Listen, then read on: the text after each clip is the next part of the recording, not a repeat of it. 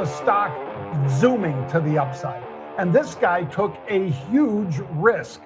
Many of you might say, how does the richest man in the world take a huge risk? Well, he goes against one candidate because there's one winner. Two people enter that arena. I know there were, independents and so forth, but it really was down to Ms. Harris and Mr. Trump.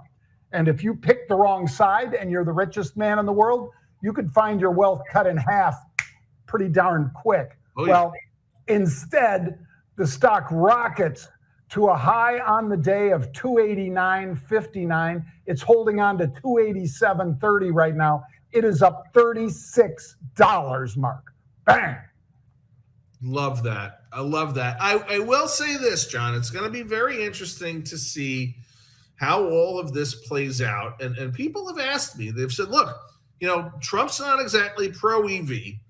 We hear you guys talking all the time about how the alternative artificial intelligence power demand, data center power demand is going to suck all the remaining electricity out of the grid, make it even harder for the EV rollout. It's going to be really interesting to see how Elon and Tesla navigate what is essentially, in my opinion, going to be somewhat tricky territory, because the energy picture is exactly what it is. There's no denying it. We're not going to have enough energy because of these data centers.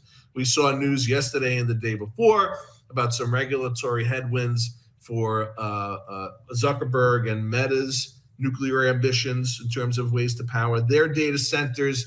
3 Mile Island, Constellation Energy seems to be going forward, but also with some regulatory headwinds. So it's just a really interesting dynamic that the richest man in the country, or the richest men in the world, that has arguably the most successful EV company, was so vocally in support of a president whose platform is really, and I think for practical purposes, John, not terribly pro-EV. We don't have the infrastructure. We don't have the charging stations. We don't have the way to produce the energy necessary.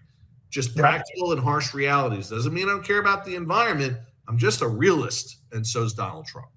Yeah, well, take a look at the unusual activity if you want realist, Mark.